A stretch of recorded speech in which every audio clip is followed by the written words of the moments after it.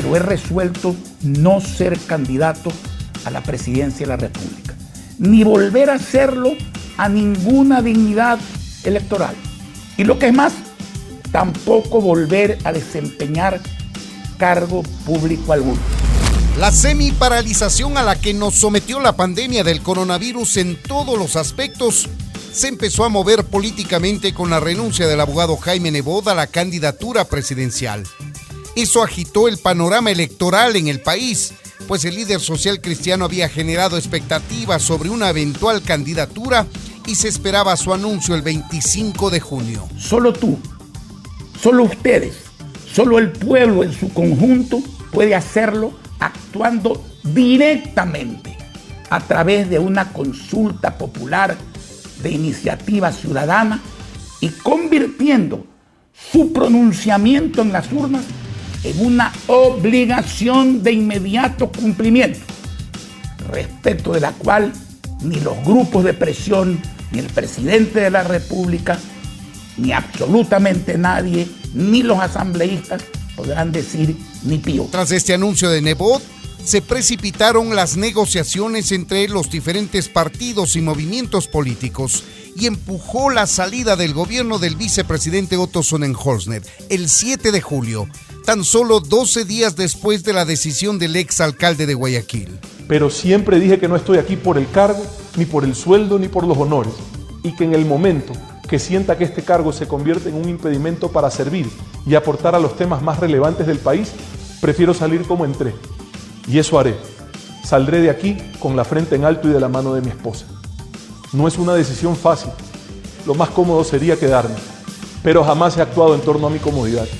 Por eso hoy lo responsable es salir. Su salida generó una nueva crisis política en el gobierno.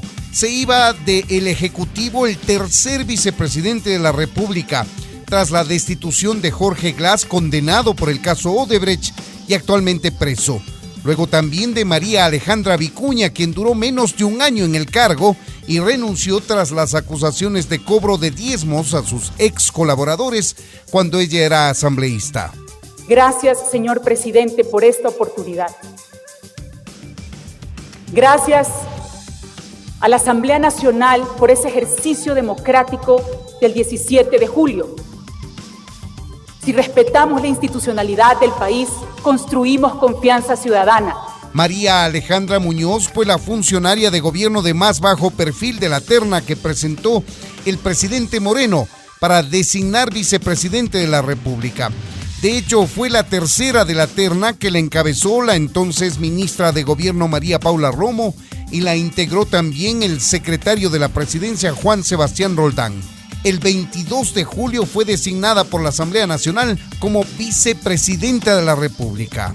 María Alejandra Muñoz es la cuarta vicepresidenta de la República de este gobierno, algo inédito en la política reciente de nuestro país. Llegó a la segunda magistratura como resultado de la corrupción política de los dos primeros y las intenciones electorales de Otto Sonnenholzner, que en poco tiempo se evaporaron. Aún siendo gravísima la pandemia de la corrupción y la pandemia del reparto, esto supera todo, porque representa 14 años de atraco, escondida tras una sonrisa académica, 14 años en lo que representó su inicio y ahora va a representar su fin. Y este fue quizá el golpe político más fuerte que recibió el gobierno del presidente Moreno. La censura y destitución de la ministra de la Política María Paula Romo, acusada de incumplir sus funciones durante las protestas de octubre de 2019.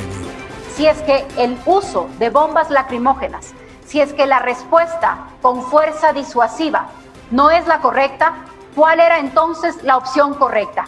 ¿Una policía indiferente? ¿Una policía que no haga nada frente a este estallido de violencia, frente al caos, frente a la anarquía?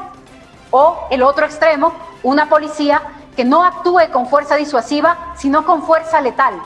Cualquiera de las dos respuestas es peligrosa para la democracia. Su estructurada y fundamentada defensa no sirvió de nada frente a la decisión tomada de los bloques social cristiano, correísta, independientes e incluso de algunos del movimiento de gobierno que votaron por la censura y destitución de su cargo.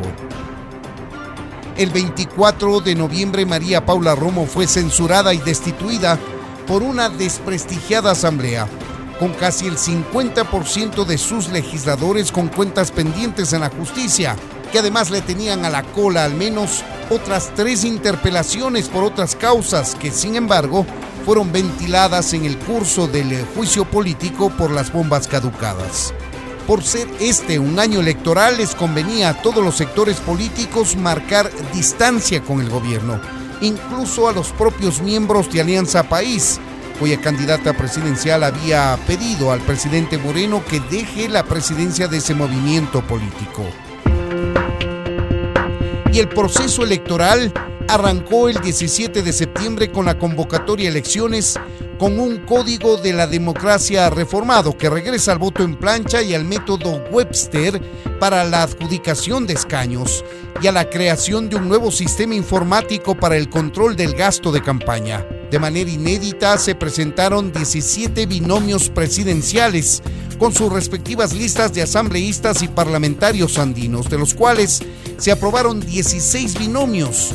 El último calificado en firme fue la Alianza UNES, que impulsa la candidatura del correísmo. Y aunque el cronograma electoral definió el 31 de diciembre para el inicio de la campaña, contaba con una papeleta presidencial definida, pues la candidatura de Álvaro Noboa enfrentó al Consejo Nacional y al Tribunal Contencioso Electoral varias semanas, y hasta este último fin de semana, que mediante sentencia se explicó que el movimiento Justicia Social podría inscribir a los candidatos que habían iniciado el proceso, pero que no puede abrir un plazo adicional para la tardía inscripción de Álvaro Noboa.